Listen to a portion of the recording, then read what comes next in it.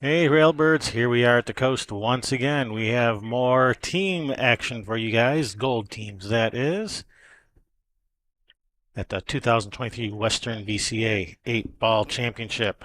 We have Six Pocket Theory, which comprises Mike McGovern, Brett McDaniel, Alan Buck, and Manny Estrada, versus Three Pars and a Birdie, which is Stephanie Tafoya, Brian Knapp, Jeff Gommert, and Bob Prouty. So on our table in front here, that was Mike McGovern. It just broke from Six Pocket Theory playing Stephanie Tafoya. And over on the other table was Brett McDaniel breaking for Six Pocket Theory versus Brian Knapp.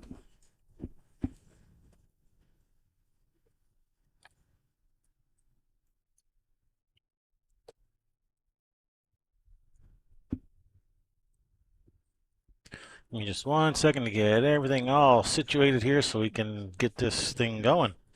All right, I'm being joined by Sherry Ross. I'm Kevin Ross. How you doing, Sherry? Doing all right. Good morning, everybody. Good morning. Another day of pool on the coast. Yeah, All right, Stephanie at the table here in front of us from Three Pars and a Birdie.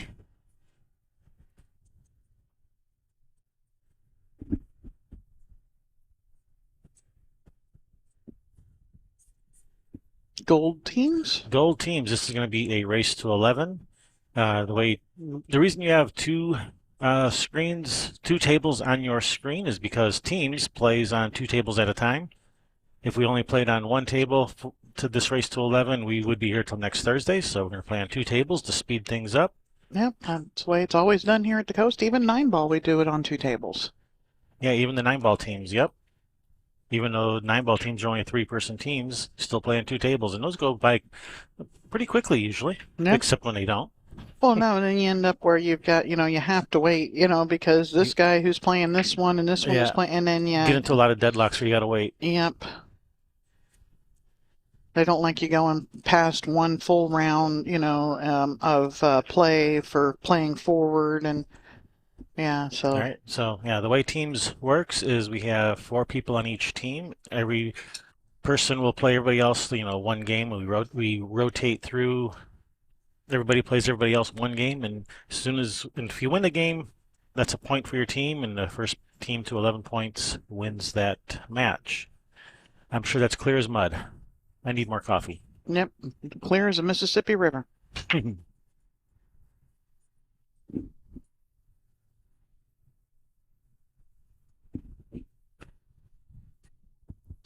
So we have our main table here with my multiple camera angles. Then we have our second table over there on the side. And only have the one camera angle for that one.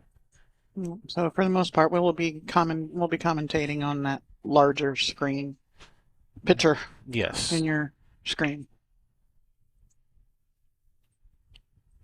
So Stephanie at the table, looking at solids.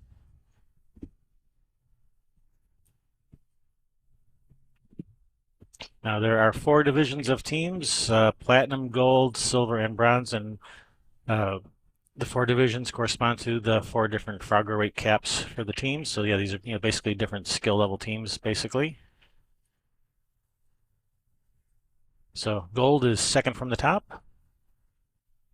So we should see some pretty good play. Yeah. Yeah, people are trying to get as close to that cap as possible. Of course. And you can either have like three midline players for your division, or you can have a couple that, maybe would have not played in it, and then one, like on the upper side, and then you got to have one that's like a couple divisions below that on the other end, right? Mm-hmm. In order to make the cap. And I would look, for me, I would want the three average players for the division, or four, or whatever, than the couple higher and a couple out, that they're outclassed. Mm-hmm.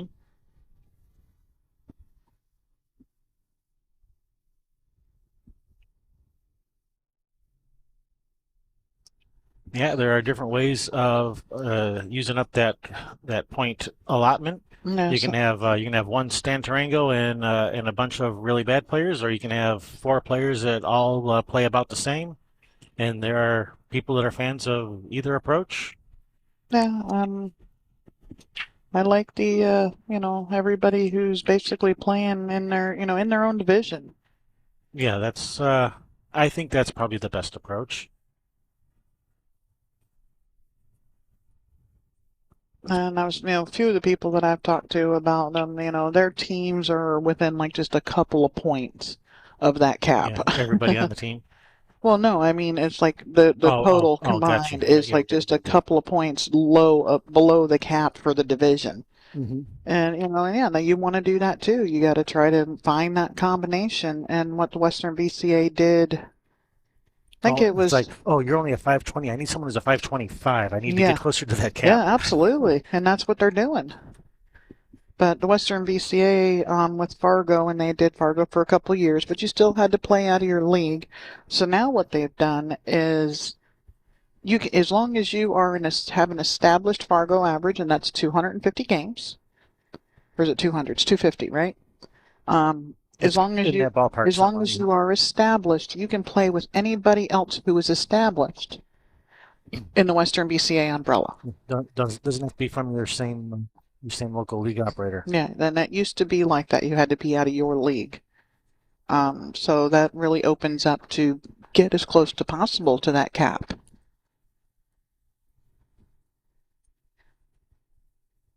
I was just reading the agenda items for the next meeting, and Bill Henderson has put in an agenda that you don't need 8 weeks in a single session, but 8 weeks over a year Okay. to qualify for this event. So they're trying to get more participation. Yep.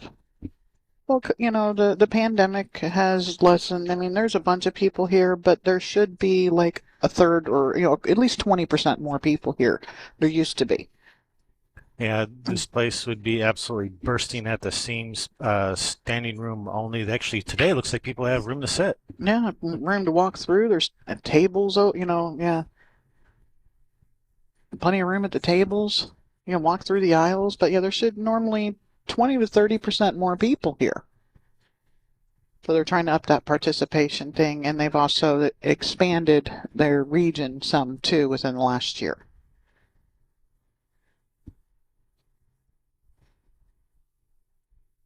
Well, back to the game, we've got Michael McGovern here at the table. He played on the table during the singles. He's from the Seattle area. Yep. Yep, I remember him on the stream for the I singles. remember him from Seattle. So we both remember him. Yeah, well, him and his wife played league out of the Fleece. Oh yeah.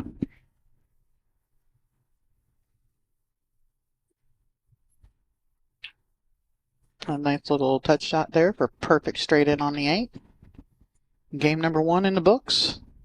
All right, six pocket theory, 1-0. And that's going to bring up Alan Buck. Will be breaking versus Jeff Gommert. I'm probably saying that name wrong. Sorry, Jeff. Gomert. Gommert. Gomert. Gomert. Okay, Jeff Gomert. That's how I actually heard it enunciated across the thing. And they could be saying it wrong too. So Alan versus Jeff. Yep. We've known Alan for forever and a day too.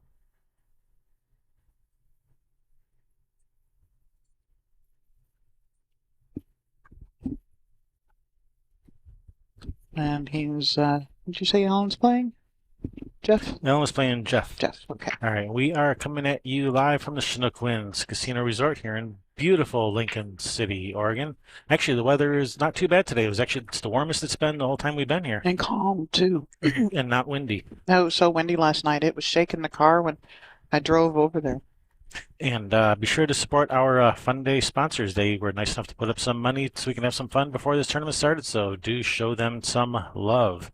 Speaking of showing some love, when you're in Seattle, be sure to show Ox Billiards some love. Be sure to tell them Railbird sent you. Whether you want to play some pool or Chinese 8-ball, snooker, they got you covered. Go check them out. American Pocket Billiards. Some American pool, some Chinese 8-ball. Yep. Some European snooker. some European snooker. They have some 12-foot snooker tables. Yeah. Like last night when I left here, right when the team match started, And I got over there, I was watching the match in the car when I got there, and the wind was, and we're driving like an extra large SUV, and it was shaking the SUV where I thought somebody was messing with me outside, shaking it because they saw it like Aaron Sullivan or something like that. But no, it was the wind. And today it's calm. And warm. Yeah, like in the 40s. I think it's actually warm. I think it's in the 50s. Yeah, it's not freezing over here in the corner yet. Now that we're here, I'm sure Rick's over there adjusting the temperature. So it looks like over on the other table, that looks like Brian over there getting ready to put this game away from 3 pars and a birdie.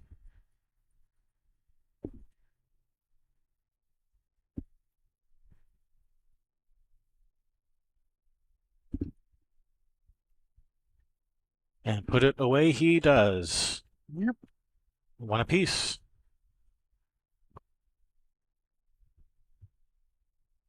So that's going to bring up Manny Estrada from Six Bucket Theory. He will be breaking versus Bob Prouty from 3 pars and a birdie. Manny, another Seattle player, played up at Soundview and other places up there in the Seattle area.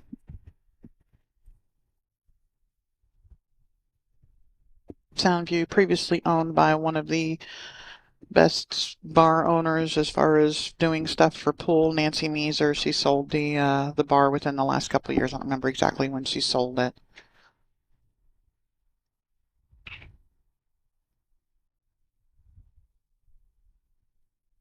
All right, we have Jeff on the table in front of us here shooting solids. Mm-hmm. And is it going to So no, fall? it's It is not. not.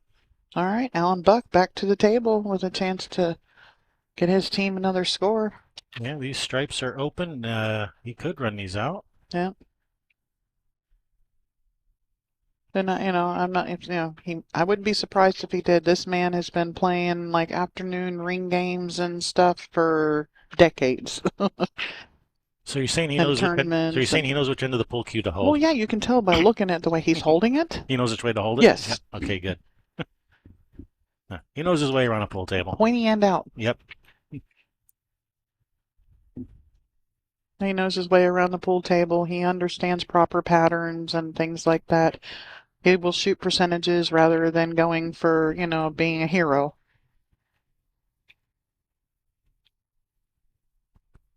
Well, hello, Big Smoke from Toronto.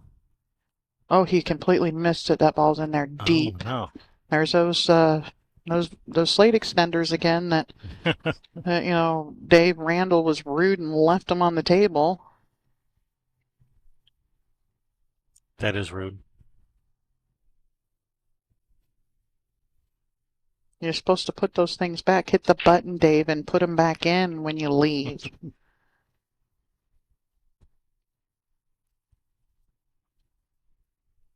And hello, Vasily. I hope I said your name right. Hello, thanks for joining us. And are we doing APA as well?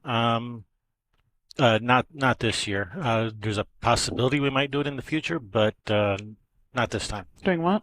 APA. Oh yeah, we have been approached about it. And it's hard for a tournament that's only 4 or 5 days for somebody to be able to afford to fly us out from Michigan. Now, when it falls a couple of days after this one, which it does once a year, Yeah, we might be able to we might extend be our able trip to extend our trip and do it then. and give them a more affordable price. Yeah, because we're already here.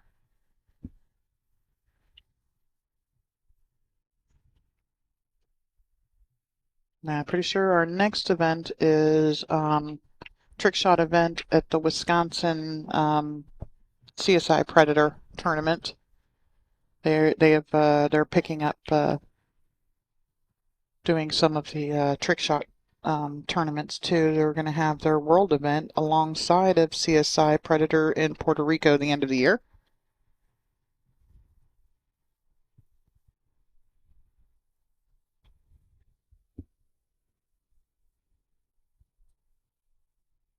So yeah, these two stripes, not much of a problem for Allen, but man, that 8 ball, that's I a bit of a problem. I think he's going to follow it in pretty easily because of how deep that 4 ball is in the hole. But Dave Randall did leave the slate extenders on, He so did. if We'll see find if out where that that goes. button is and just push it. Dave, where's the button? Uh-oh, uh-oh, shoo. And he's going to have a good angle to be able to follow this, that make the 8 follow in here, which is the pretty straight in angle. Hmm.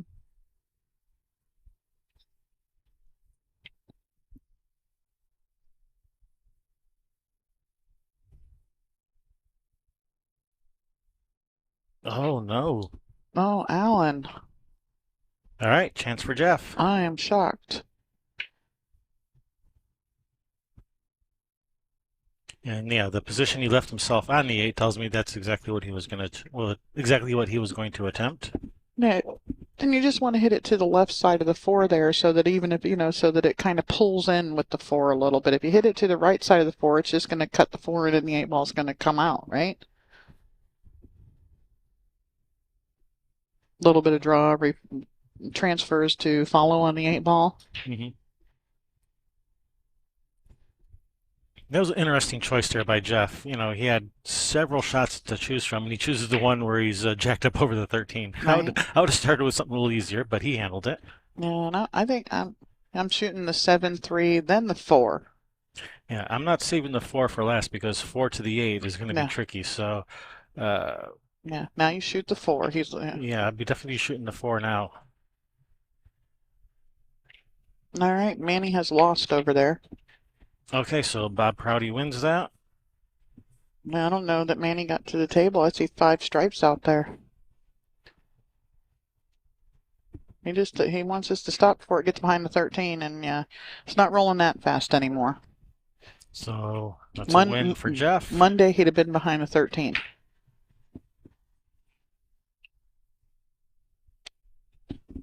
All right, so that's 3 games for 3 pars and a birdie. That's gonna bring up. Let's see. We have Mike and Brian on one table, Brett and Jeff on the other table. All right. Big Smoke wants to know how many people in this tournament and how many tables are set up. Well, there are 76 tables set up. 74. 74. Yeah, we're shy 6 tables from the normal. And how many people are? Well, you can find the brackets at Confuse Sports. You can also find, and if you don't have that app, you can find the link for that. There's a hyperlink at thewesternbca.org. There are 4 divisions of the team. Each team in the lower 3 divisions has 4 players, and I think the upper division, do they only have 3 or maybe they have 4 too? I thought the Platinum had 1 less player, but I could be wrong. I don't have a score sheet that says 3 players, so. So we're thinking all the divisions have 4 players. Yeah. So and some teams carry an extra player. Not every team only has 4. All right, so this is on the table in front of us. That is Brian. So he's going to be playing Mike. Yeah, here's Mike right Yeah, here. Mike's right in front of us. So over on the other table, we have Brett versus Jeff. So Jeff will be breaking over on the other table. Brian will be breaking on this table.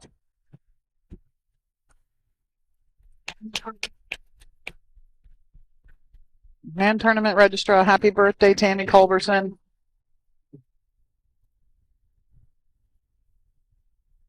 Lots of birthdays this week.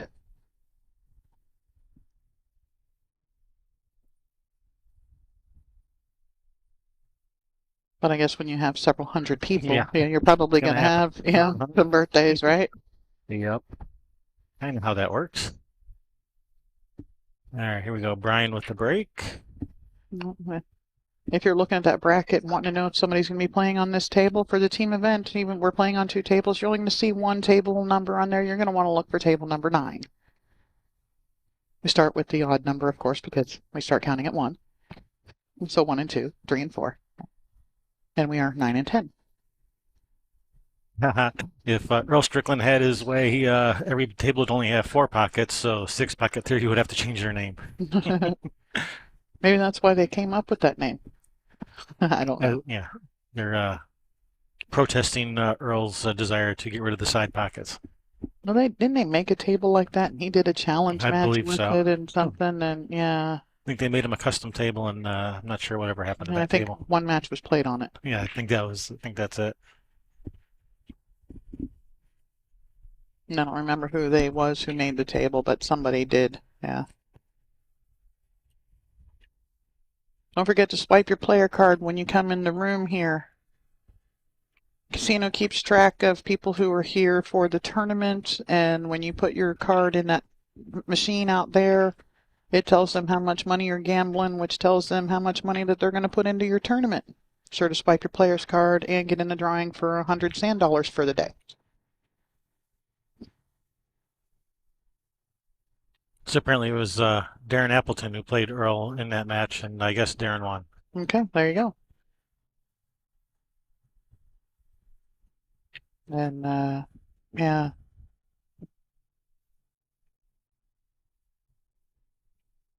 Darren's dealing with some pretty big health stuff after that major heart attack that he had, and they don't know when and if he'll ever get everything back.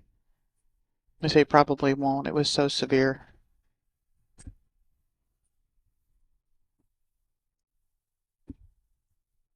Not many people have a widowmaker and live to tell about it. That is true. And with Darren, I know 3 people That lived to tell about it? that have lived to tell about it. Yes. All right. So let's talk about something a little bit more happy, like pool. Yeah. Well, Darren is a lot about pool. Yes. And best wishes to Darren, and hopefully he makes as much of a recovery as he can. Yeah. Got a long road, but back to the game at hand. Brian at the table.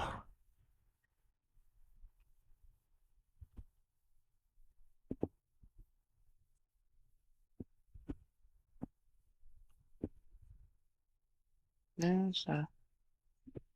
Lady on the next table really has that gum going, has that Yeah. Nick Varner look going. Nick Varner, Mike Siegel. Mm-hmm. Yeah, they really get that gum going, huh? Go through a pack of game. Do pool players today even get that Nick Varner reference? I don't know. I'm old.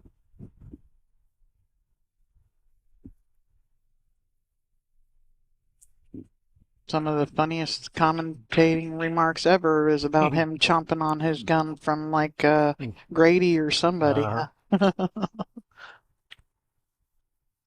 Oh, nice shot on that 5 there by Brian. Yeah, I think he was trying to But make something happen with the 8-ball too, which I don't know why I thought it went. but I think all he's left himself is a bank on this too. Yeah. Name. What's he looking at this 3 about? He's just going to bump it, try to play safe behind the 8, leave his opponent squadouche. Well, there's a 9-ball down table here. Well, then you play on the other side of the 3 where you can't see the 9. No, Yeah. he's called the bank on the 2. I don't like that safe out. It's so close to the hole, and now you're pulling it away from the hole. If you do that safe, you're wanting to put it right in front of the hole. But yeah, I don't like that one. I like this shot. Oh, and I got the double kiss. It's going to come down here and get funny on the 13. So yes, this is a 7-foot table. These are 7-foot diamonds, 4.5-inch pro cut pockets, Simonis cloth, Aramith balls.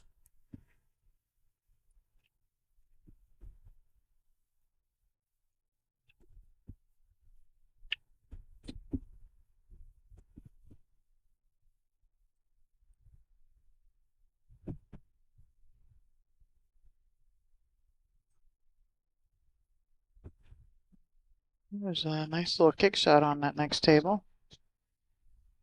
Didn't go, but it was a really nice effort.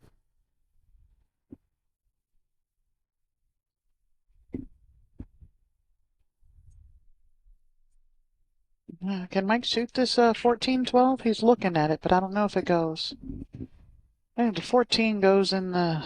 Does it go in the side? But I think he can shoot it now, the 14-12. Looks to me like it goes. Here, let's get a little closer look at that.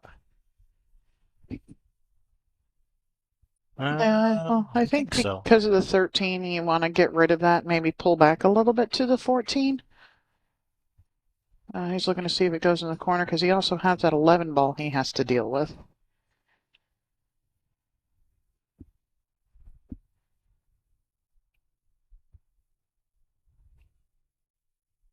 And the 7 absolutely goes in the other side, but so the 7 has the advantage in that little matchup over there. He tried to rub it. What do you think about shooting the 10-12 combination here and the cue ball coming back at the 11? Because that 12's hanging. I think Mike's looking at it too. And no, they cannot hear us. You can be standing right down there, and Oh, people. I was sitting right over here, right next to when Summerfield and you were commentating. I couldn't hear either one of you, and I was sitting right next to you guys. Yeah, no, you can't. It's too loud in here. That's what he was trying, and he's missed the breakout. Well, he does have a bank shot.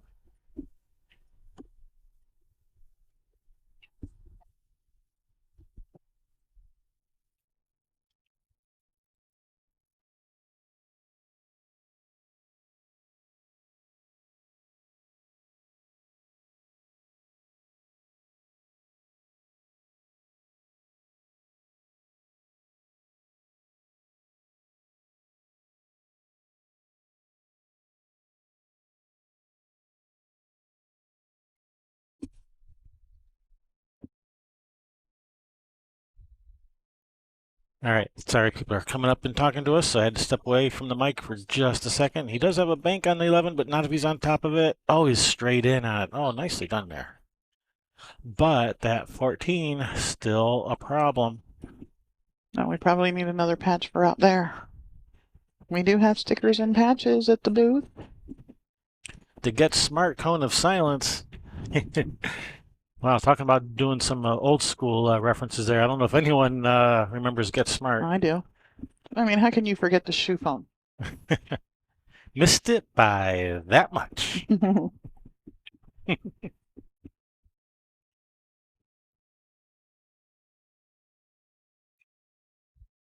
I used to watch Get Smart all the time when I was a kid, but I didn't find out till years later that was actually a Mel Brooks TV show. No.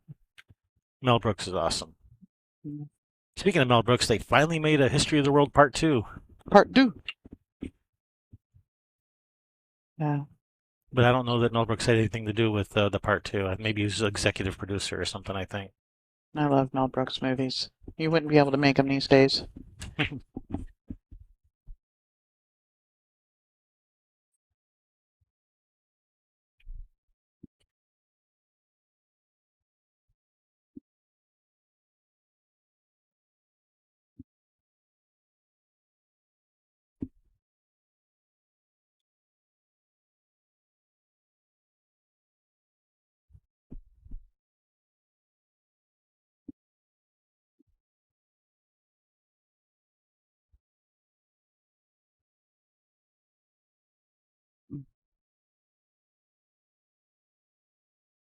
All right, what's Mike going to do with this Does 14? he think it pinches in off of the 7 and draw back for the 8? He's banking it. He's He's- banking it. Oh, that was a good effort, but he had no shot on the 8 if it goes. Yeah.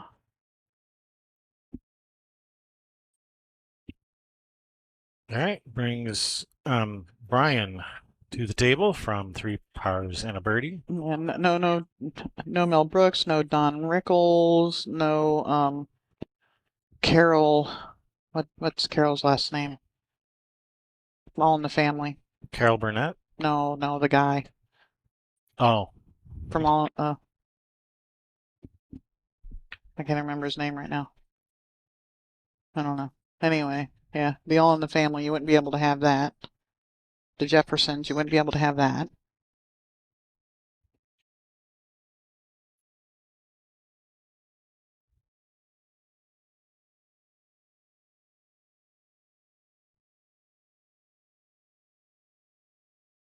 Well, you play. He looks as he's looking at playing him safe here. Like you could, call the 1. Just be sure you draw back a little bit. Call the 2, or roll forward and make sure you're in between.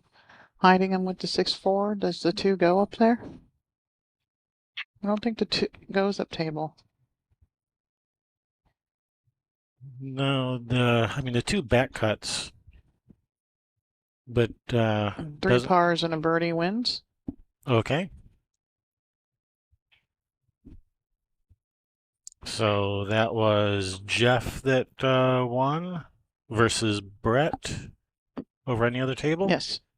Yeah, the one guy on the other on the six pocket theory that I don't know.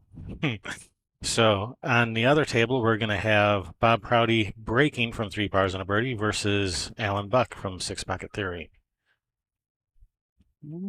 Mike has got his jump cue out here. This is a pretty risky jump. That ball being so close to the rail, he needs to land right at the 14. And when you do that, it's really hard for that cue ball to get moving.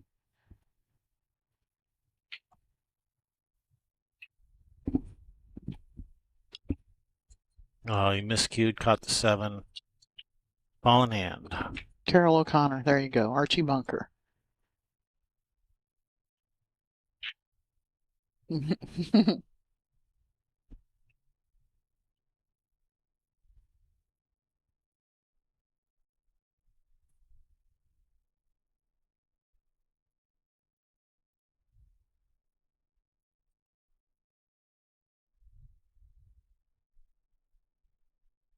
Yep.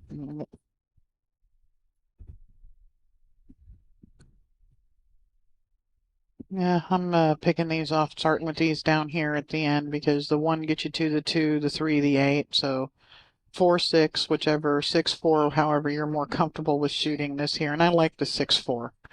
Yeah, so yeah, start with the 6-4 and then to the 1, to the 2, to the 3, to the 8. That looks perfectly reasonable to me.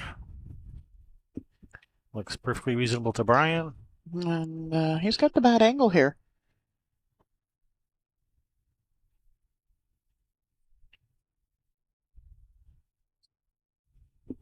He could go up to the 3 here and then to do the 2, the 1, or the 3, the 1, the 2, the 8. But he's got the bad angle here. What angle did you get? The bad angle. He's recovered reasonably well. Yeah, he could try and drop in between the 8, 3 here, right? Yeah, I think he can just kind of roll this in, have a little bit of a cut on the 2, but he should be able to hold the cue ball for the 3 ball next after the 2. I think he'll be okay.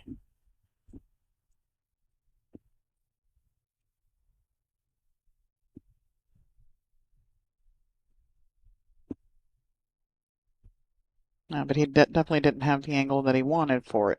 He wanted to have, All right, plan B. We're going with the 3 ball next. yeah.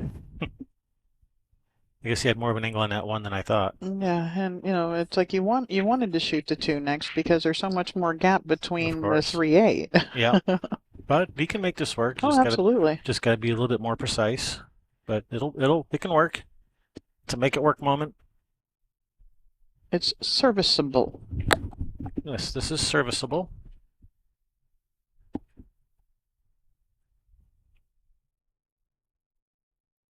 Well, oh, never mind. I was gonna say while we're waiting, but we're not waiting anymore. Yeah, and I was waiting for one of the ladies on the other table to play. Okay. If you happen to enjoy our coverage of the Western BCA 8-Ball Championship, go ahead and hit that thumbs up. And if you are so inclined, you can give us a subscribe as well. We'd appreciate that. Well, there he goes. Got perfect on the 2. Yeah. Roll it in and. Yep, this time he got the good angle. And he appears to not even want to shoot when somebody is over there in his line of sight either. You got to get over that. Yeah, you're gonna be waiting. You're gonna be doing a lot of waiting if you gotta wait for everyone to get out of your line. Yeah, easy for me to say. I need more coffee. No, because there was no reason for him to wait there, and now he's not going to go over there and shoot because she's shooting, and he stopped right in. Don't just get down and shoot. We don't care. For the most part, it's more distracting for you to stand there staring at me. Yeah. Than it is for you to be down shooting naturally at the next table. Oh, it's like when someone's just walking by your table, like a bartender or somebody, and they stop dead. And they stop dead. That gets my attention. If you would have just kept on walking by, we would have been good. But when you just stop dead, waiting for me to shoot, that gets my attention like nothing else. All right, that was Brian that just won that, right? So that's 3 pars and a birdie. 5-1. Well, taking a big jump out here, but as you saw last night with that match, it can turn real quick. We went from 5-0, 6-1 to 8-8. Yes, so that's going to bring up Stephanie Tafoya. Will be breaking from 3 pars and a birdie versus Manny Estrada from Six Pocket Theory.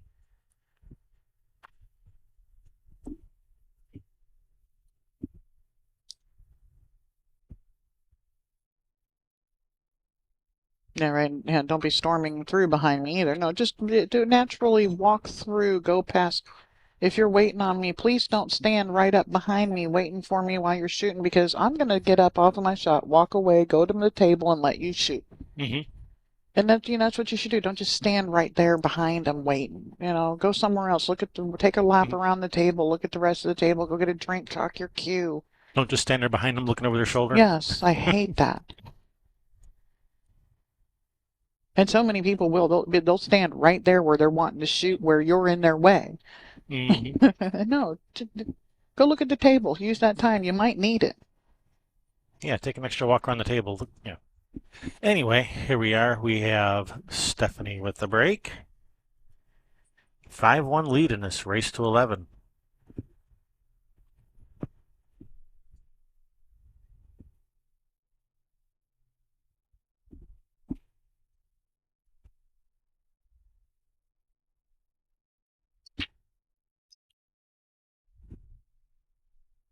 We are your hosts, Kevin and Sherry Ross. Thanks for tuning in.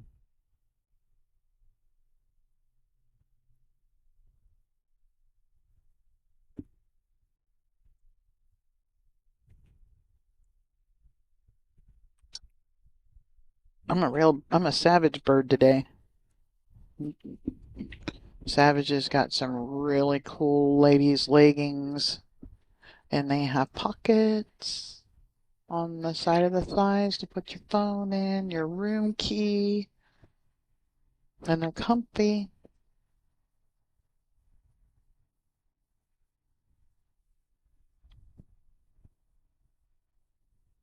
It looks like Bob Prouty is just run out over there.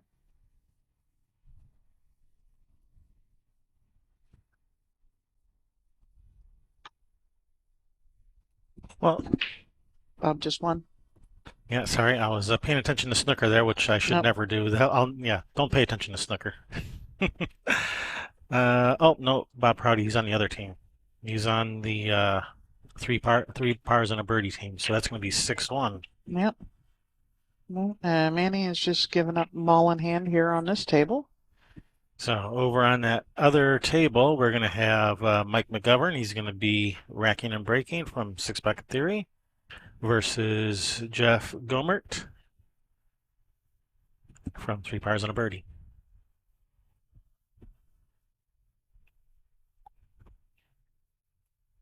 Well, there are people with bad manners everywhere, but there are also people with good manners everywhere. You can't narrow that down to just one region.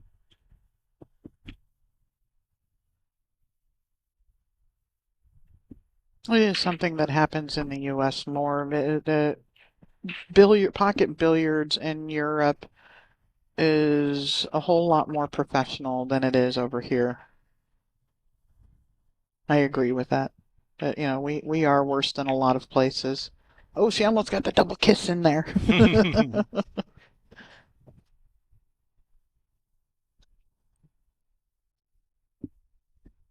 Watch out for that rail there, Manny.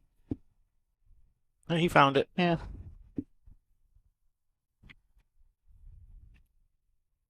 He played with on Ed's team the last time we were here. You gonna bump that for? Yeah, well, not for perfect, but he's bumped it. No, snooker. That's when I start ignoring you. That's not when I start paying attention to you.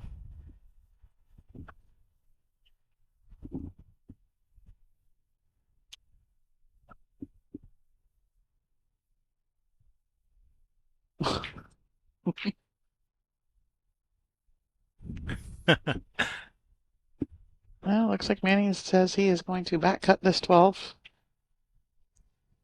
And it's in the center of the hole. Oh no, oh no. Wait, wait, wait, wait, wait, wait. It goes off the back of the 5 and opens up for the 9. Cool. But you gotta get, you gotta get the 8 out here too. But you gotta hit it to get it there.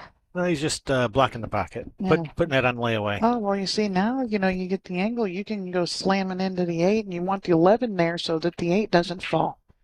Why you keep hitting me? Because, Love taps. yes.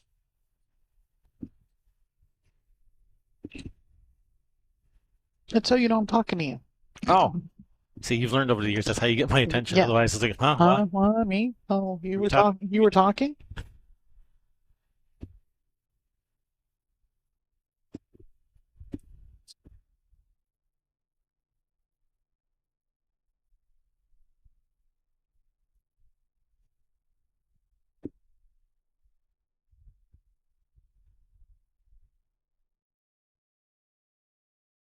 So Stephanie at the table, she's shooting solids. I kind of like just a little billiard off the five, pocket the 14, and then cover up the cue ball with the five. That would be nice.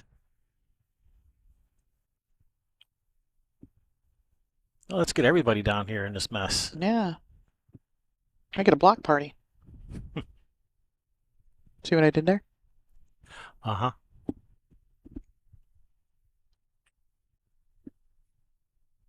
Hey, he can come off this 11 and open up that, make the 11 the 14, open up the 8, and get on the 9. Maybe.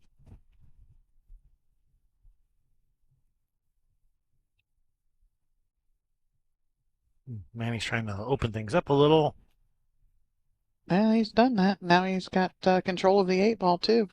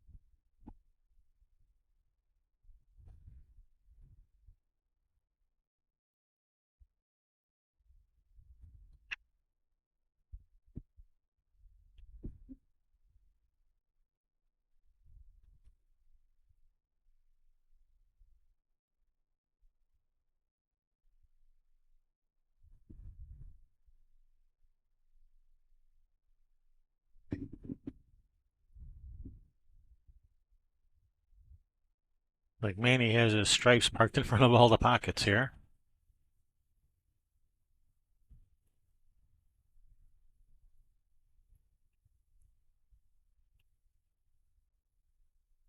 Yeah, I think he can see this 11. He can shoot this 11. Can he uh can he come out to the 9 or the 14 next? Looks like he's trying to come down for the 9 next. Yes, he can come down for the 9 or the 14. But what will he do? Well, he's kind of blocked on this 14, so 9 ball next. It's come up a little short if he was going for the 9. So matches rounds are 2.5 hours apart, guys. So if you want to know when things are going to be happening, we start at 9 a.m. Well, we don't, but the matches do. Oh, that was a nice shot on that 9, but he's got the cue ball back right exactly where it was. Still blocked. He's gonna try and masse a little bit off of the rail. Little rail first. Hopefully he doesn't get blocked by this 5 ball and end up stuck. Yeah, he's looking a little bit of a masse on the rail first too. Now he's decided he's going to kick it. You will probably more than likely get stuck in there on the kick. Hit this with some speed. Try to get that cue ball out. You didn't hit it with some speed to get the cue ball out. Just the tiniest bit more. Yeah, just kick this one in too now. And then he's going to have to shoot between the 5-4 with some right spin, I think. And I'm probably trying to go with this off of the second rail. I don't want to come straight at the 8. Because if I hit it off of that second rail, a cue ball is coming into the, he's hit it straight in. Look at this. Center of the pocket. I'll just kick my way out of it.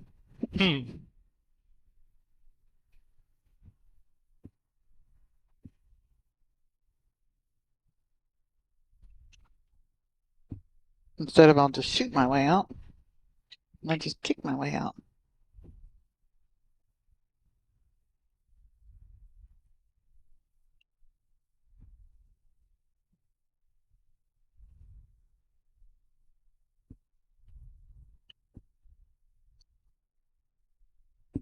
All right, so that puts one on the scoreboard for six pocket theory. Yeah, but I was still kicking at that two rail so that the cue ball was going to go over towards his balls and kind of mess it up. That's what I would have done. So that's going to bring up Brett from Six Pocket Theory. Will be racking and breaking versus Bob Prouty from Three Pars and a Birdie.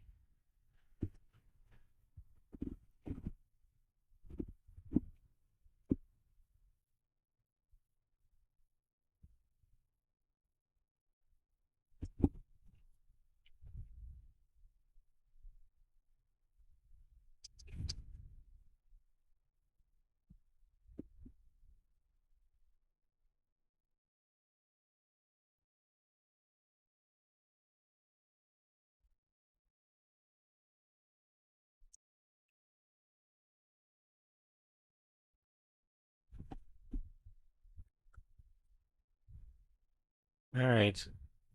Hit him nice and solid, but didn't really get a great spread and looks like dry break.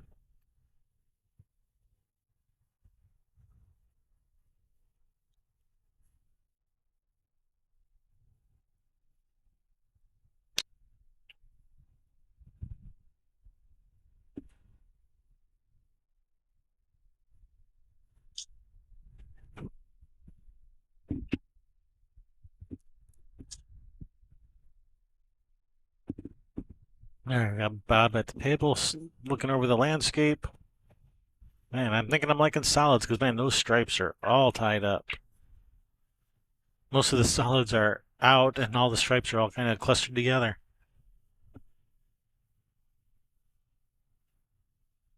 Plus the fact that there's a five hanging in the corner blocking the eight. I think that kind of seals the deal for solids.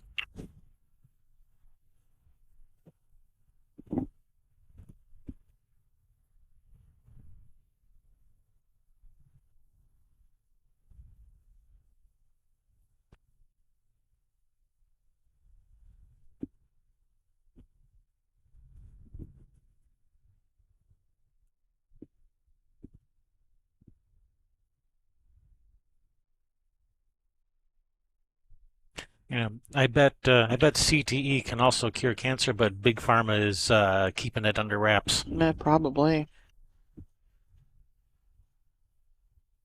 All the talk in the chat room about all the wonderful things CTE can do. Mm-hmm.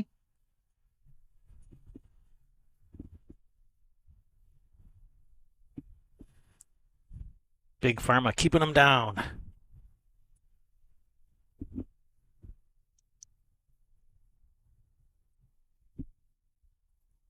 Oh, wow. I'm surprised Bob missed that. He's been playing really good this set. The first couple of games that he played. Just running out and leaving people with 5, 6 balls on the table.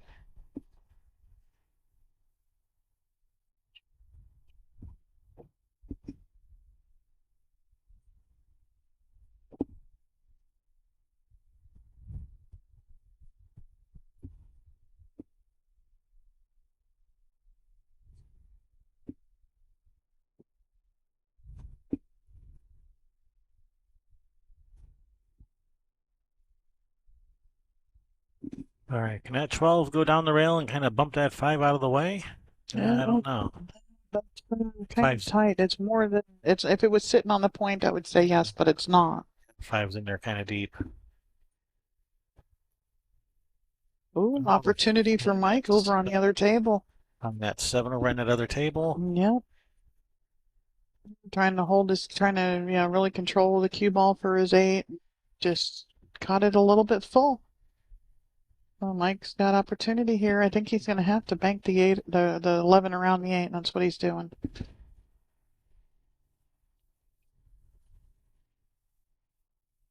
Off to 7 and in.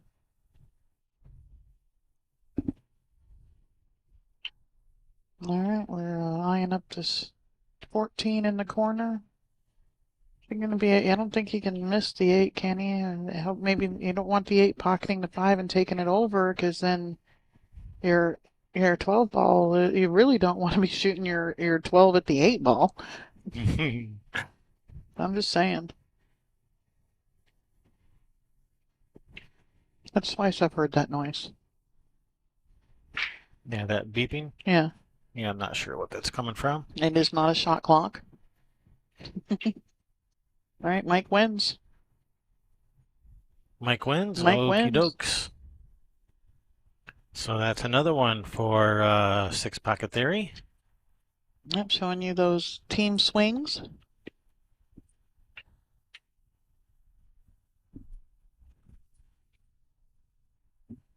So it's going to bring up Alan Buck will be racking and breaking from Six Pocket Theory versus Stephanie Tafoya from Three Pars and a Birdie.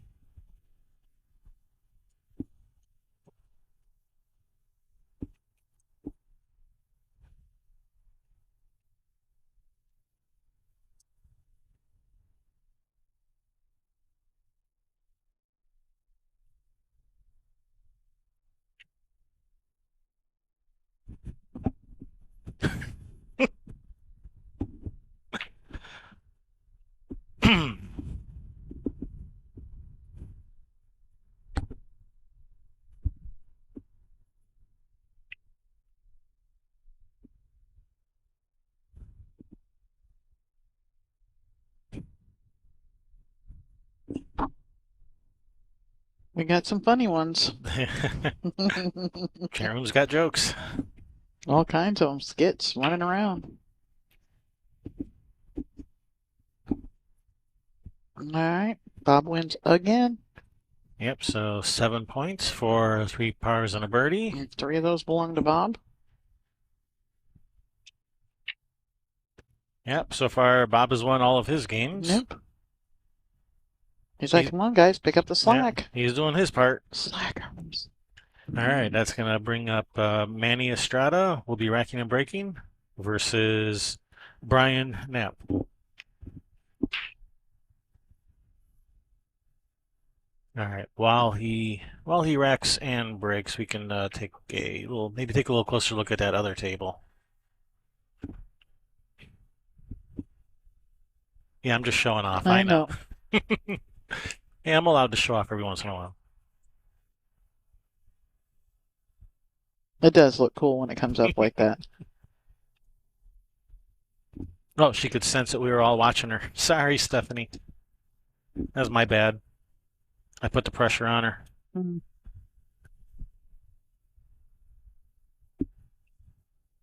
Yeah, blame Kevin. I do. Whether it's my fault or not. Yeah, we all know blame ain't got nothing to do with fault. Absolutely. That's why you get married, so you have someone to blame. And have kids. So they can go get stuff out of the fridge for you. Yes. They used to be your remote control, but and send them to the store. Yeah, well, that's after they have a car and a driver's license. They ride their bike to the store. Yeah, I can't wait. Hell, I was 12 years old. My parents would send me to the store to get a pack of cigarettes. They'd give me a note and send me to the store. Yeah, well, that was in the 50s. 80s. I'm a child of the 80s. Not that old. I can't wait for our gopher to get home from college.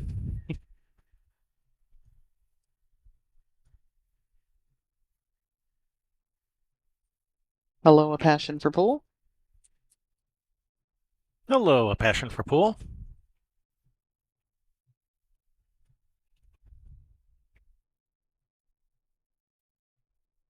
Oh, burning and looting. Don't be quiet. Just keep it clean, like you are.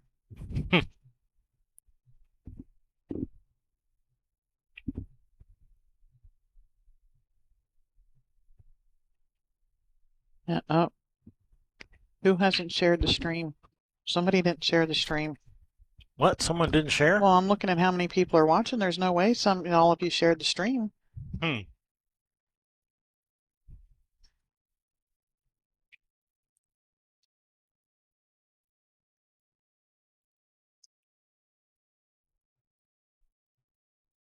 All right, Manny's called the bank on this 12. A little bit wide.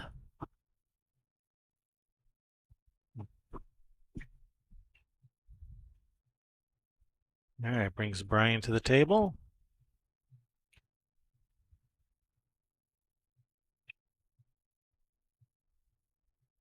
Looking at solids and got a bit of a mess over here on this rail. What are we doing with this mess?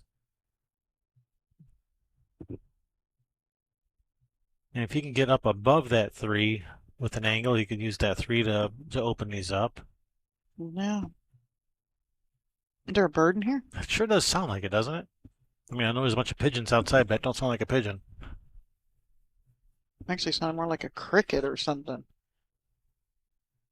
A really loud one. Get that No, cricket off the mic. a noisy cricket. Mm-hmm.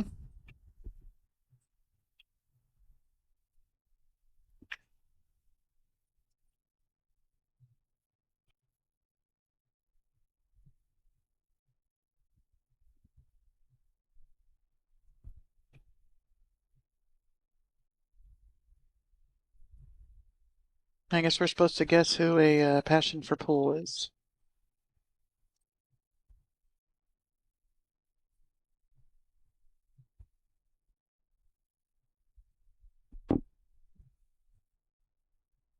Oh, I think Oh, that's the that's queue Dave repair. Lauer. I I think that's guarantee the you that's Dave I think Lauer. that's the queue repair.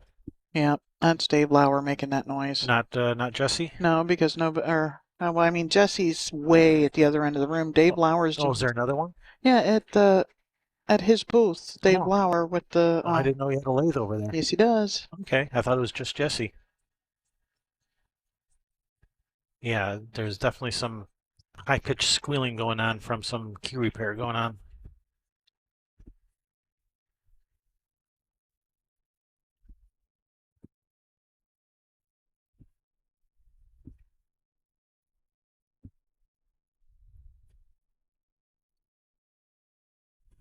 No, oh yeah, but jacked up and off of the rail, and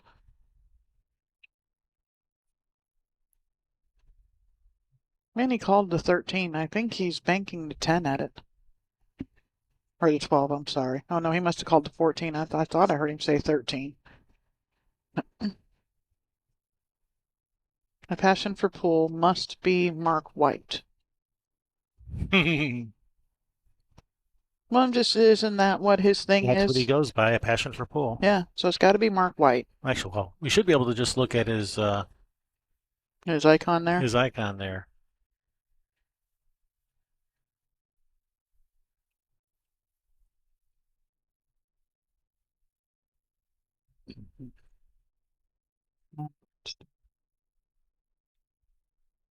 Normally that brings up a little menu there, so I don't know why that's not working. Oh, maybe because of that. I don't know. Anyway, I'm Hmm. guessing that's Mark White. Or Sherry's guessing that's Mark White.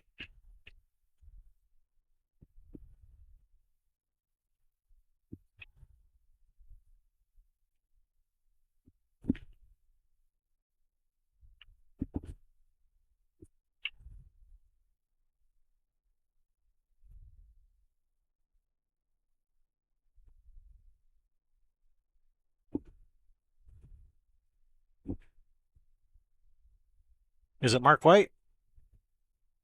That's what comes up when I click on a passion for pool. There's Mark right there. So, hey, Mark. Oh, hi, Mark. Sorry, you got to say it like they do in the room. Oh, hi, Mark.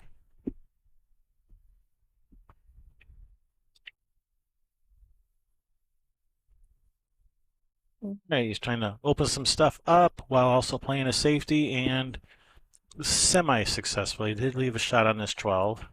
And I look for Manny to take it on.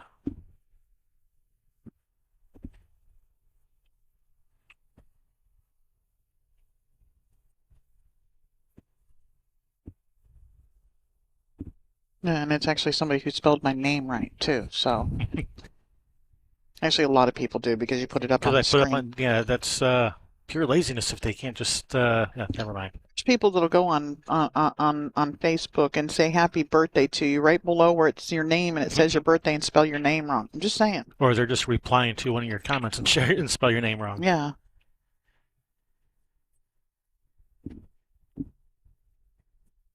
Anyway,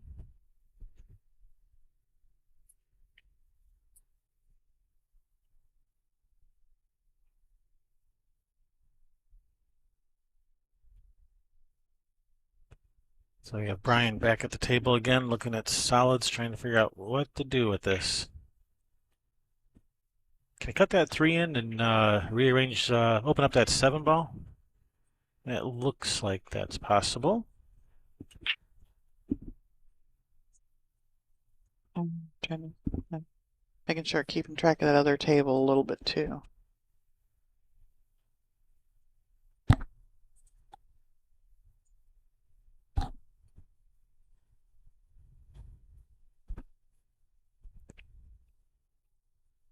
Yep, so I think I'm gonna have to go get me that little hustlin' dress to wear over my Savage leggings.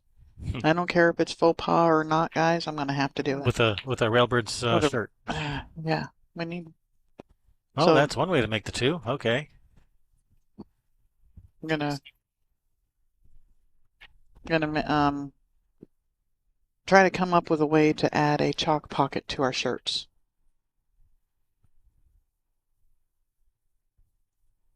Maybe just a little bitty pouch, kind of like a hoodie, but just a little bitty one on the front or on the side at your hip.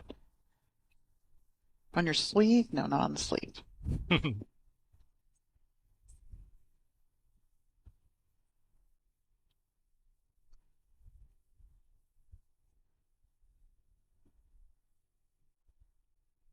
Manny, Trying, Manny being crafty. yeah, trying to put that 7 even more in jail over here. Yeah, he did. And not, try Yeah, not to leave him a breakout with the 3 and yeah, he's got all his stripes in front of the pockets and everything. All the stripes go. The solids are tied up. Man, stripes are looking good this game. yeah.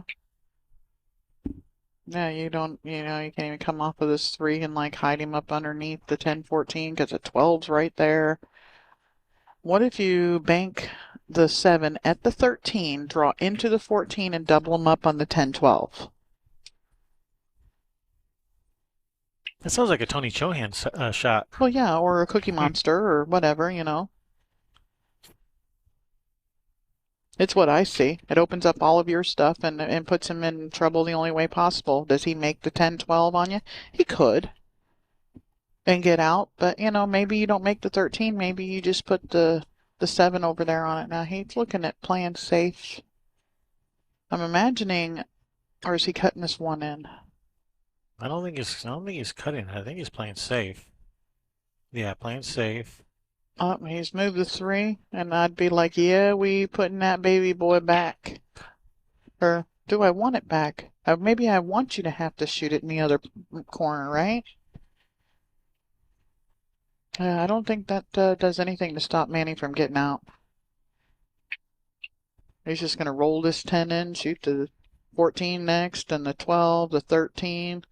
You could even shoot the 13 here, the 14, 12, 8. What do you think about that? Because the 4 stops the cue ball. Yeah, it really has to do with, what angle did you get and which one do you have your best shot on. So, Yeah, from here I like the 13.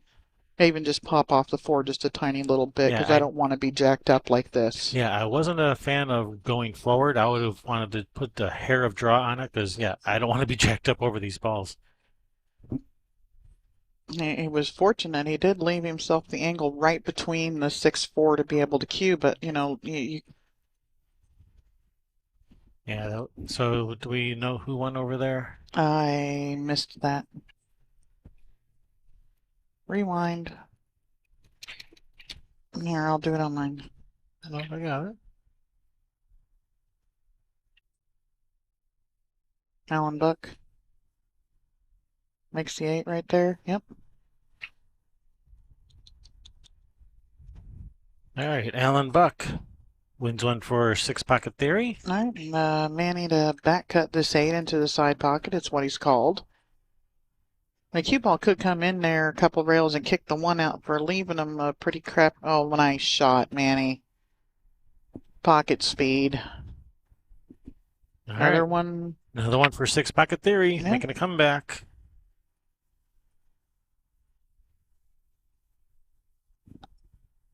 So we're going to have Bob from Three Pars will be racking and breaking versus Mike from Six Pocket Theory, as well as Stephanie from Three Pars will be racking and breaking versus Brett from Six Pocket Theory. So Let's take a little musical interlude, a little headbanging break.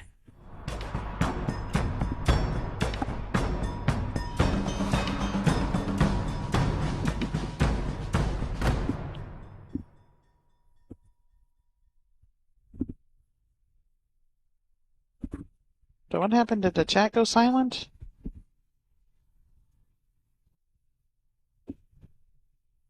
That didn't sound good. Looks like just yours went silent. Mine's still chatting.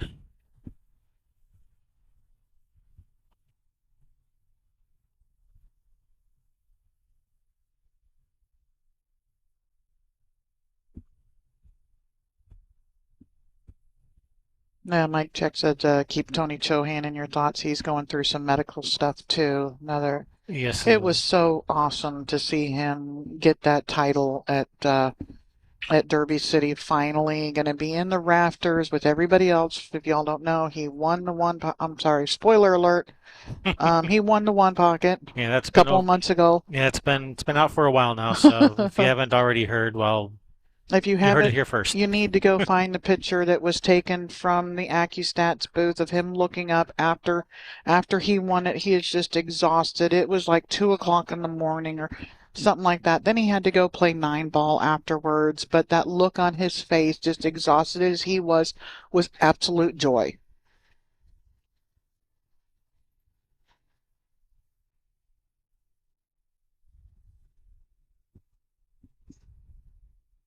And I also saw that was it Tony that I saw that was just at the hospital too for some back problems and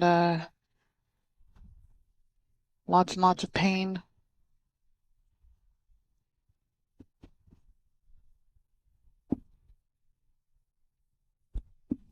I know our commentator Scott Frost had a little scare recently too.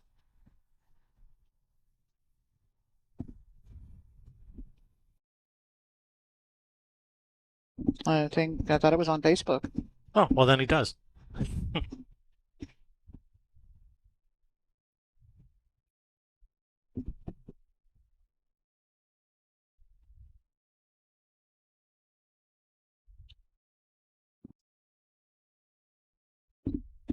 I could be wrong, but if so, I'm sorry.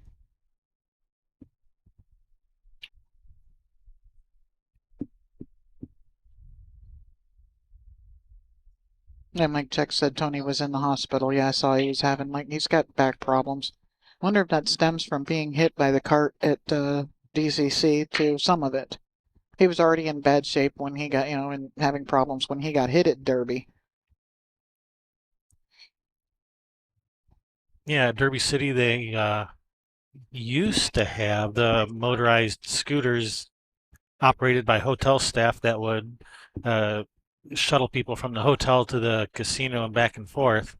I don't think they have those since Caesars took over. Um, but yeah, they ran over Tony. Yep. I mean, how you missed that man? I mean, how you don't miss that man? Yeah, how did you not see him? He's not small.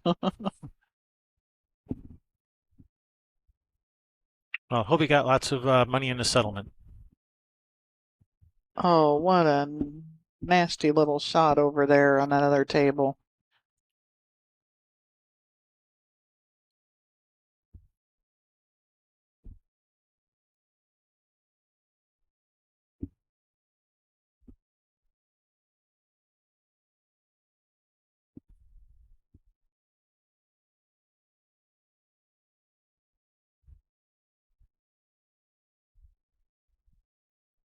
I didn't see. Did Brett get a rail there when he Uh, lagged that ball to the pocket? she asked if it was ball in hand, but it looks like the 9 is sitting on the. Actually, she just asked, is it still open? Oh, okay. I thought she asked if okay. And he must have said yes because she's now called the 9. But yeah, that 9 looks like it's sitting on the rail inside the pocket. And now she's just left the 4 over here and messed up the. I don't know if the 13 would have gone anyhow, but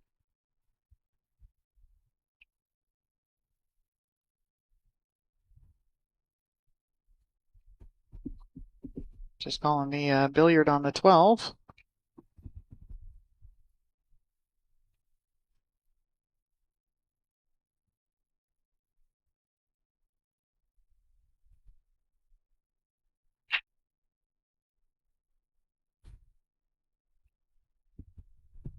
I mean, well, Tony's a big guy, but he's not quite as big as a school bus. Right? I don't know how you don't see a school bus, a big yellow thing in front of you. With flashing lights, usually. Flashing lights, yeah. If you can't see a school bus, you should not be I mean, driving. if you're using that as your excuse, that's a very bad excuse because you're That, really not paying attention to what you're doing. that's a That's good excuse to have your license revoked. yes. It's like if a cop pulls you over and and they ask you, "Do you know how fast you were going?" One of the worst things you can say is, "I have no idea how fast I was going," or "I have no idea what the speed limit is," or anything like that, because it's your job to know these things. Yep. So if you admit to not knowing these things, that actually works against you. Distracted driving, which can be another ticket. So if a cop pulls you over and asks you, how fast you're going, you say, "Yes, I know exactly how fast I was going. I was doing 43 miles per hour in this 40-mile-per-hour zone. I know I might have been a little bit too fast, but I'm sorry about that." You're actually more likely to Now let you get a go. warning in that Yep. case.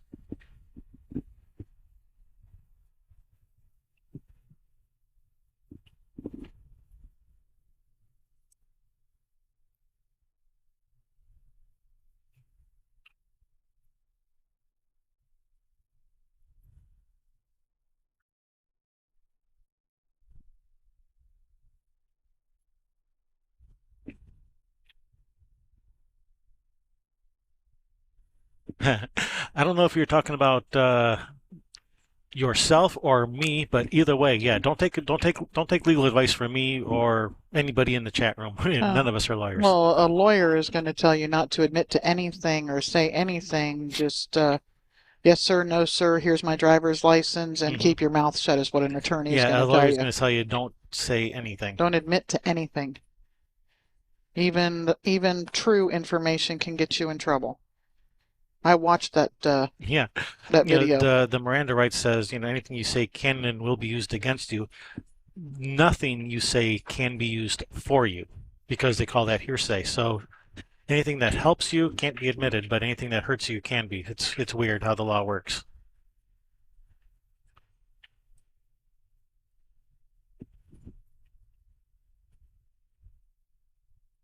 And anyhow, all right, ball in hand.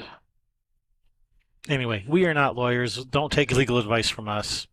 We're just running our mouths about stuff we know nothing about, so don't pay attention to us. Yeah, never claim to be giving legal advice. All right, so it looks like he's going to slide off of this one at the 813.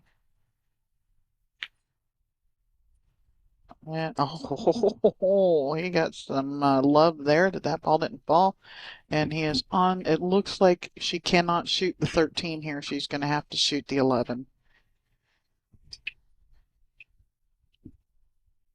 Yeah, she's looking at it really close to see if there's a gap there. If it is off of if it's off of the 8, Stephanie can shoot the 13, but it's not. She's going to have to shoot this 11. Well, mine's way behind.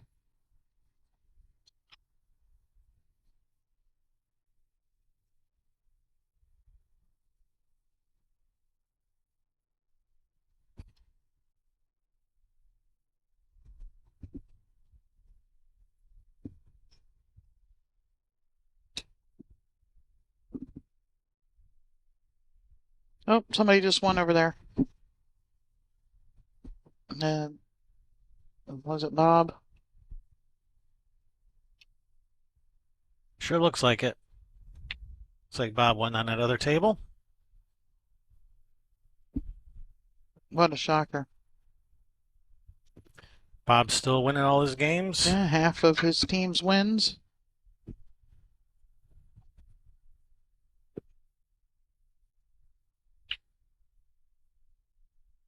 So that's going to bring up Brian from Three Pars will be racking and breaking versus Alan Buck from Six Pocket Theory. All right, and Well, who just won? Brett No, you're in just front won of over us. there. That's his name, right? Brett? We had Brett versus Yep, Stephanie. Brett won. Okay, so all right, getting one for the Six Pocket Theory. Keeping it tight.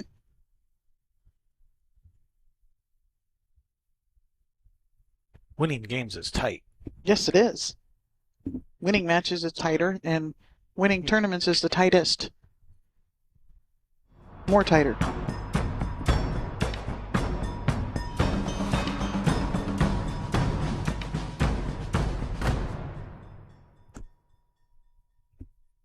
the looks we get when people want to That's buy. why I do it. So people just kind of randomly look up here and see us doing some headbanging. Like, what the heck are they doing up there?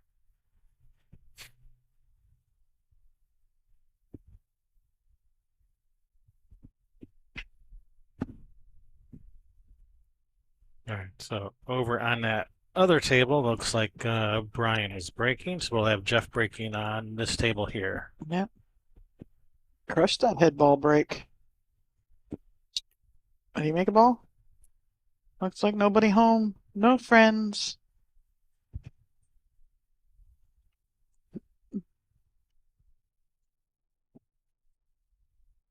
Brings Alan Buck to the table. He's checking just to make sure nothing went.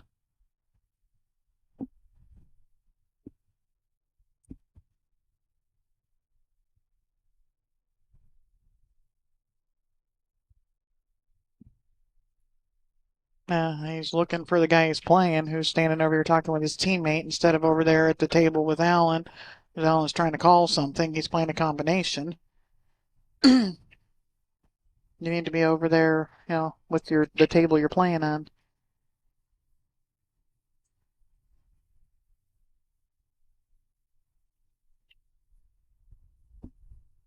You're allowed to converse with your teammates while you're in a game. Oh, that opened up nice. Does the 12 go, or does he need to try to get on it here maybe from the 11? Doesn't look to me like the 12 goes. I think that 4 has got that 12 blocked. Yeah. And he could elect to shoot the 15 up in the corner, nudge the 11 over some too for a better shot on the 12. But I think he can cut the 11. If he can cut it in the side now and get on the back side of the 12, that's where I'm going.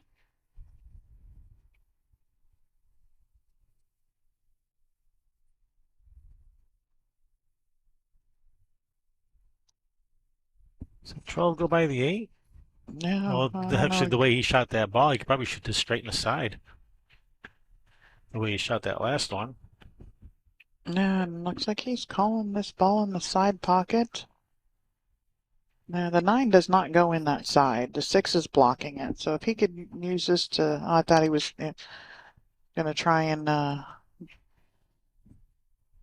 give it a little bit of lubrication there.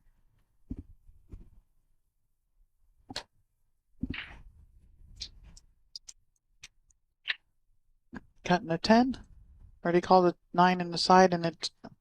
Okay, he was able to clip it. Oh, nice effort. He was able to clip it off to 6 a little bit and still get it to fall. Yeah, but that 14 is just in jail behind Yeah, it 3 is. solids over there with no breakout ball in sight. Well, if he can get to the back side of that 12, he could have the angle to slide right down at it.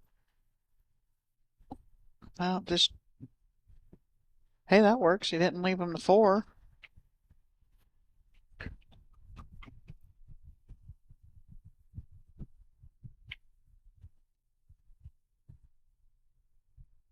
Yeah, talking about not answering questions to the police when they pull you over.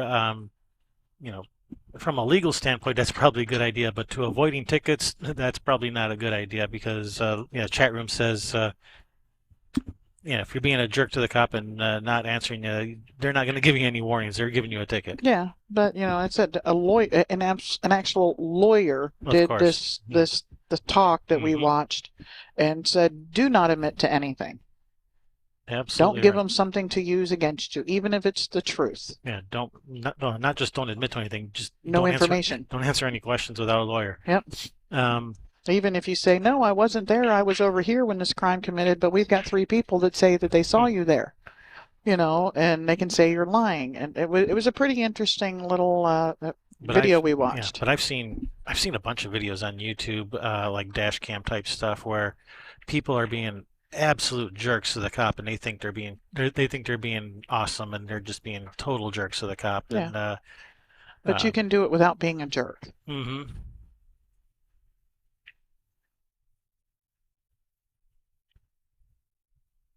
I can just tell you from my own personal experience, I've been pulled over for speeding no once or twice in my life, or maybe a few dozen times.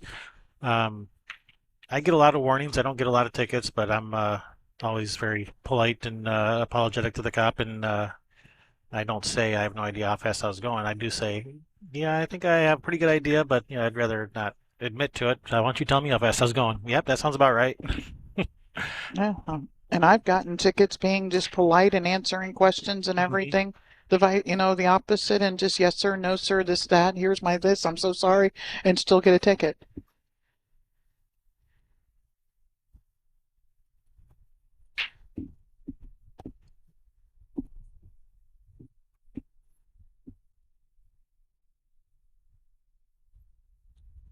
I'm always very polite with the police because, they can really screw your life up. All right. But I just hear him call safe. Yeah, because he's shooting the four up there into that mess. But can we do the 4, 6, 14, 1 here? Or just shoot the 3 into the 1 and draw up into that 14? He's just going to bank this 4 out of there and set the cue ball on the 6. NASCAR driver in training bumper sticker doesn't help. No, it does not. No, it doesn't.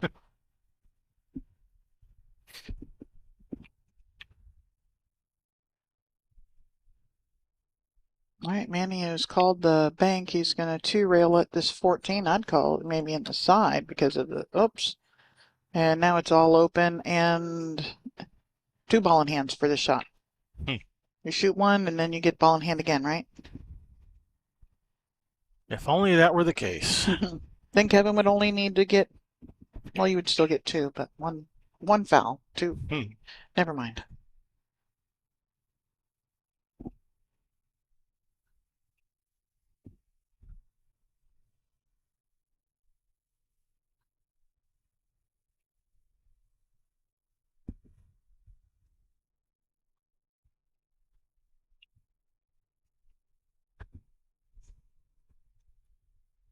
Cut on the 3 here.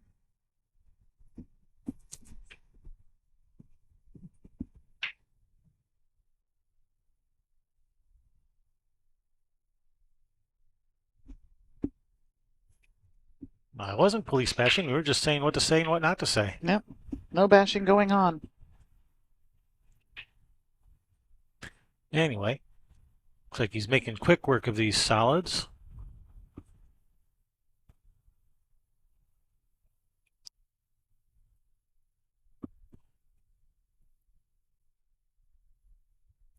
All right, There we Jeff go. is won another one for his team, 9-6, race to 11. It's going to bring up Stephanie from 3 pars versus Mike from 6 pocket theory. Mike will be racking and breaking.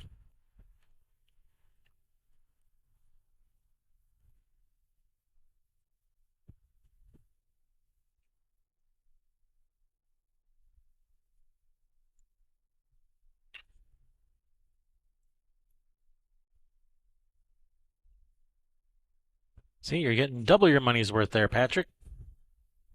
Now we're getting pool rules, legal opinions too.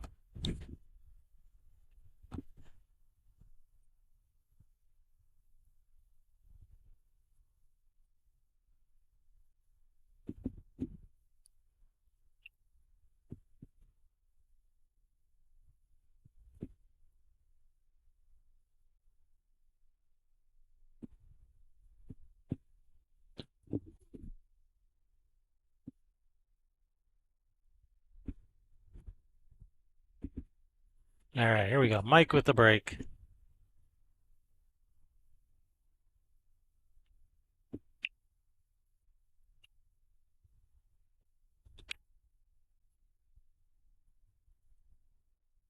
That 12 going to find darkness? Nope. That is, yeah, Mike needs to have him talk about that guy racks for him. Most of y'all do. That's what they should do. They should give racking classes. I think they should make template racks mandatory. I think that would speed things up a It bit. would. It would really speed the tournament up. They did it for the 9 ball at Derby.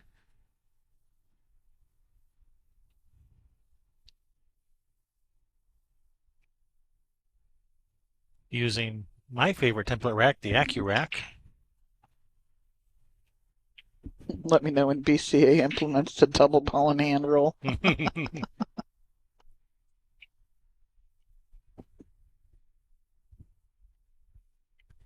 That would be an interesting rule change. Yeah, it would.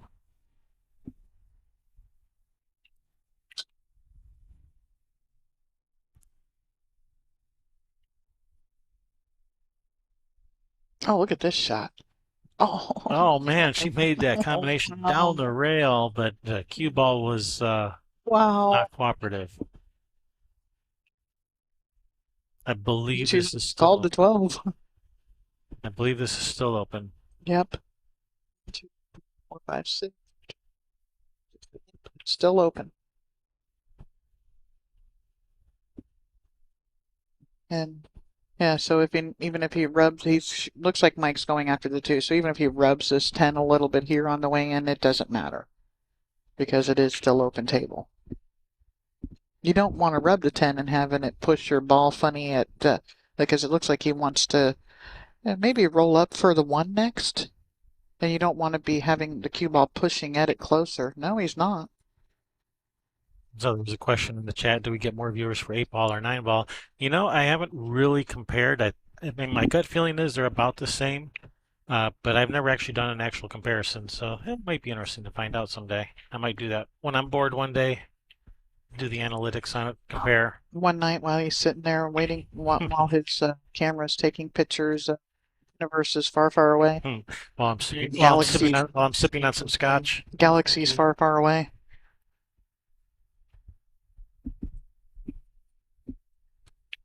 Yeah, one of his hobbies. Astrophotography. Yeah, because making cues wasn't an expensive enough hobby. I had to find something even more expensive. Well, I guess it could be like sailing yacht racing. That'd be a pretty expensive hobby. Yeah, I'm great. not quite ready for that yet. I was saying great.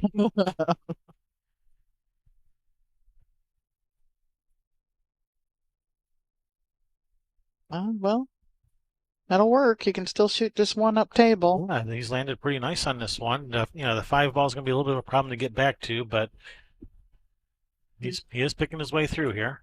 It looks like he's going to try to draw back to it right now. Cue ball should be heading over towards the right back at him. It looks like he's pretty straight. Big bounce on the 5. Yeah, but he didn't make the 1. Oh, he didn't make the. I was looking at the 5s the whole time. I wasn't even watching the 1. I was just giving it to him. I was like, yeah, he's making this 1. I'd already given him the 1. All right, bring Stephanie to the table with stripes. And let's see, what does she have to work with? She has this 10 ball straight up the corner. Well, that's really about her best shot, really. She's just waiting for a player on the next table to shoot. Yeah, we got Brian over here shooting this 8 ball to get his team on the hill. And it is in. That's Brian, you say. All righty, so that's going to be 10 points for 3 pars and a birdie.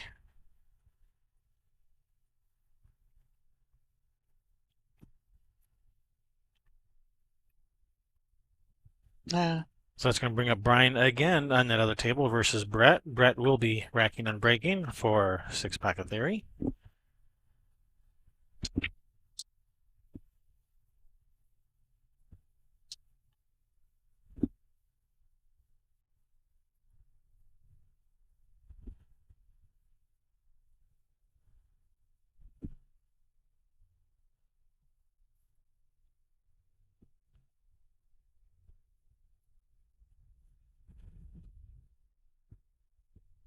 All right, well, we're going to have to really get into this ball here. You can go through 3 rails. There is a path between the 10, the 13, 10, but I'm not going forward here. I'm coming Yeah. 2 rails backwards. Yeah, like bottom left come, zigzag back and forth. Missed that side pocket, though. That's my favorite shot to Well, hit. I didn't get in there deep enough. That's part of the reason why I don't like coming backwards there because I hit that pocket so many times.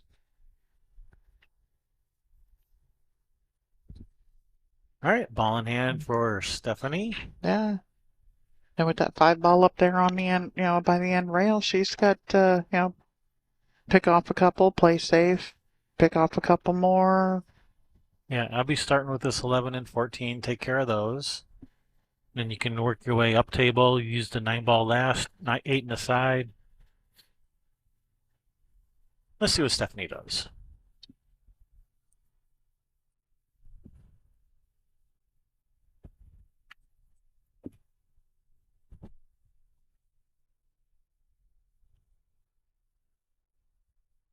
So she's going to start with this 9.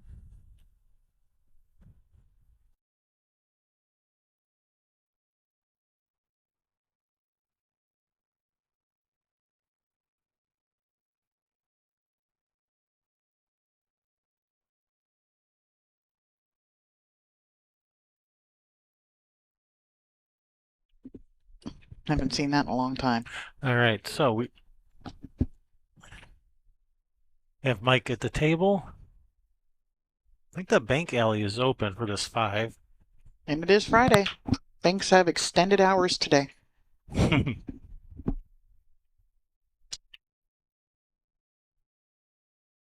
Is that because they're closed Monday? But no, they're always open an extra hour on Friday Oh, okay. So I don't know. for people to, I don't go to banks anymore, so I don't know. yeah, it's usually 9 to 5, but almost, most banks are open till 6 on Fridays. But the ATM's always open, unless it's out of cash. All right, he's missed the 5. He's actually left the 5 in a kind of a tough spot, Again. but hasn't left anything easy for Stephanie. Stephanie could just bump this 11, leave him hooked on the 5. I definitely wouldn't mind her doing that. That is true. Patrick says not on Good Friday, which today is the Friday before Easter, is Good Friday.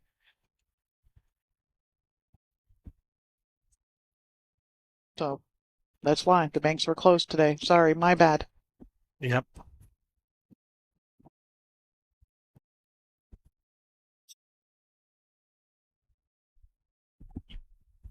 And that's what she's doing. She's just going to bump this 11. She's called safe. No, don't tie up the 8. Get off there. She's hit that a little hard, but has done the job of hiding them from the 5. You She know, has. I think he can see the edge of the 5, can he? Can he not see it around that 13? On camera, it looks like he's dead hooked. Yeah, but just being a player and seeing how far over that is, it looks to me like he should be able to see the edge of it. I could be wrong. He made, if he can't, you hit it as far into the end rail as you can, and then load it up with left spin so that you catch it on the way out.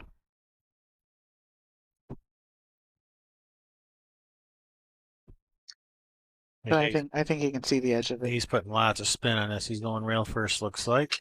Oh, Curved into that 13. Ball in hand for Stephanie. that's one of the problems with loading it up like that too.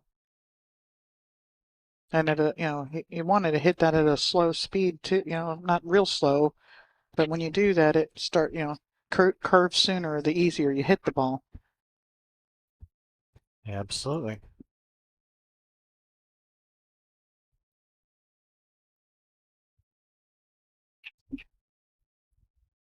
So I wouldn't mind seeing Stephanie start with this 10-13 combo and then work her way back up table.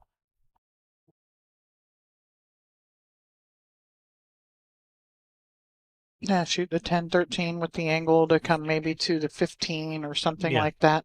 Yeah, I wouldn't put the cue ball straight in. I would Just above the 5 yeah, I would or put below it, whatever. yeah, I'd leave myself some angle on this 10 so the cue ball comes up to the middle of the table. And that way, if for some silly reason you don't make this, you're not really leaving Mike that much. Or it's not Mike. Is it Mike over here this time? Yeah, it is. Yeah, Stephanie's playing Mike.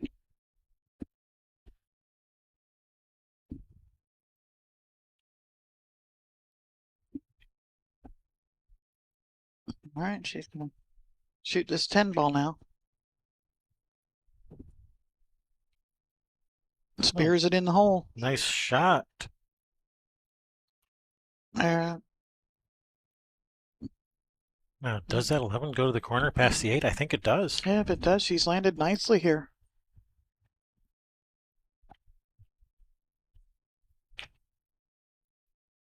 Oh, good effort. Yeah, this is okay too. Look at where She said that's my shot too. I All guess she likes it. Everybody's got their favorite shots. right, little back bank here on the 5 for Mike. It is off the rail a little.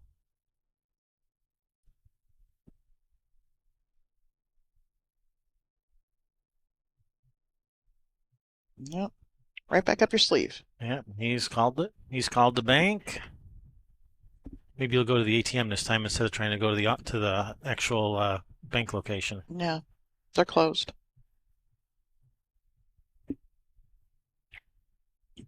There we go. Do it again.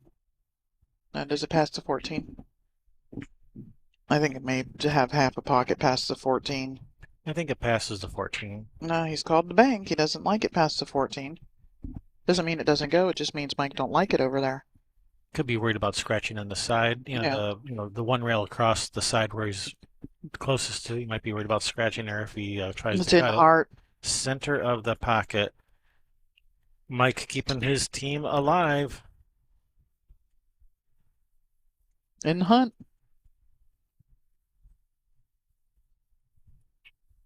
It's going to bring up Alan Buck from Six Pocket Theory. Will be racking and breaking versus Jeff from Three Pars on a Birdie. Yeah, and you notice they've got their bob down there at the bottom to get, try not to let it go to the final game. So here's the captain's quandary, or do you like having your best player get all of their games in first, especially, when you're doing your roster? Or do you want them playing that hill game, or do you want them to not let it get hill? Because there's three different positions there that you don't want them in that other position in the roster of 4. So which one of those 3 positions do you like to have your player? What is your strategy as a captain?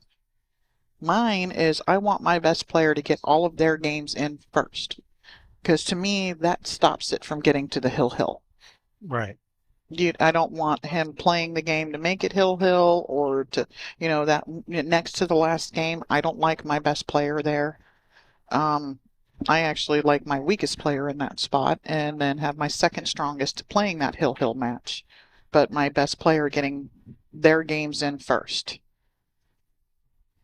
And that's my strategy and my thought behind it.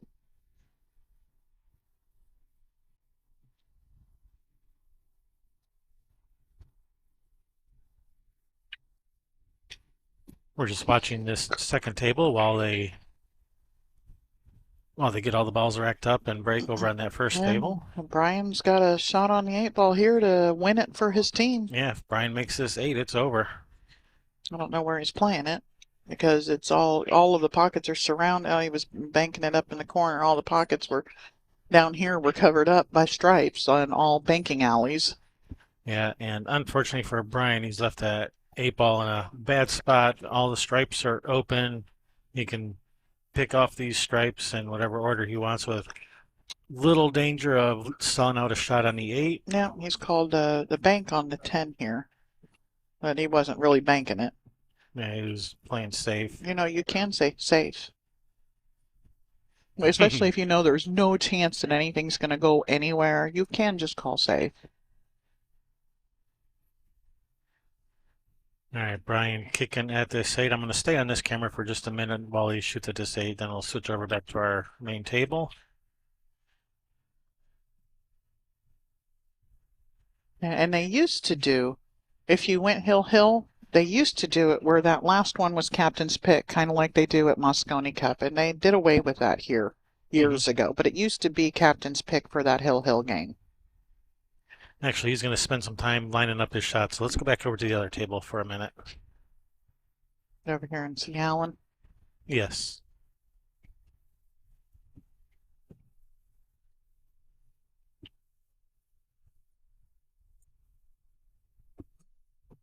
All right, he's called it. All Kicking right. it in the corner. All right, he's going to try to kick this 8 in the corner. Let's have a look. See if he makes this 8. This 8 for the match.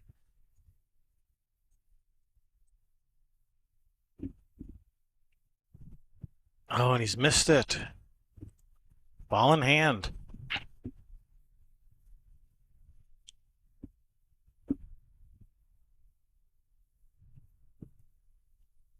Yeah. That ball in hand for Brett over there.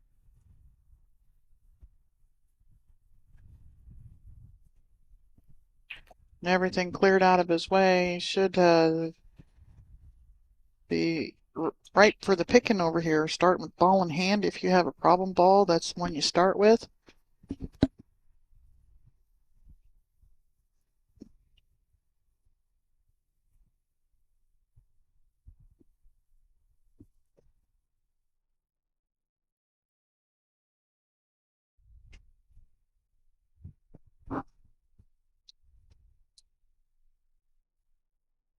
And the good thing with that, where do you put your best player? If you're the home team, you can get your best player with all of their games in first and have the most games because they're playing that final round too. That would be player number one.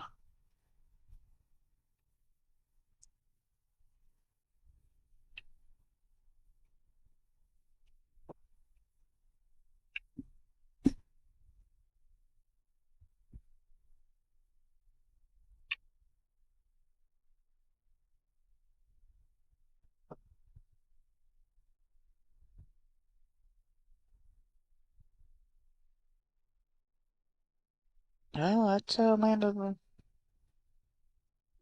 Oh, he didn't make his ball. Okay, over here. Now I'm back to the table.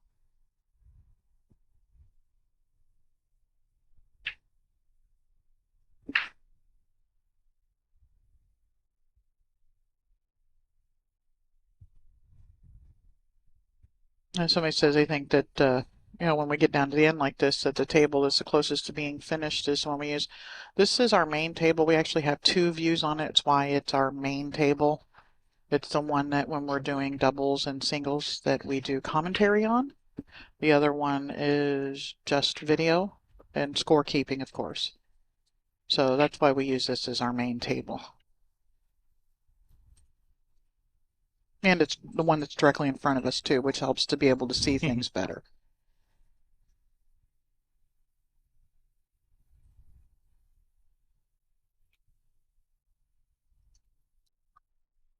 Oh, Alan's opened this up. The 4 looks like it goes in the side nice and easy. All right, he has another shot at this 8, and this 8 ball will be for the match if he makes it.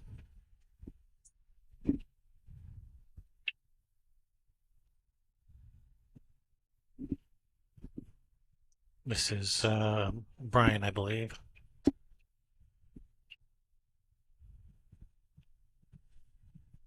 Here we go. This 8 for the match. Is it called the cut or the bank? I'm cutting the ball. I believe he called the cut. Well, some people don't like thin cuts like this. That's why I ask. I think you're supposed to cut the ball. He's And made he's it. drilled it, and that is the match. Congratulations to 3 pars and a birdie winning that match. I believe this is still a side. It It is. might even be first round. So Six Pocket Theory is not out. This is a double elimination tournament. So they'll just have to take the scenic route to the finals. All right, we are your hosts, Kevin and Sherry Ross. Thank you guys for watching. Remember to hit that thumbs up, share, subscribe. You know what to do, all that good stuff. So until the next one, which will be at, let's see, 2 o'clock, I think, is the next round. They're two and a Yes. half hours Yep. each. So 2 o'clock Pacific time, that's about 45 minutes from now. We'll see you guys then. See ya.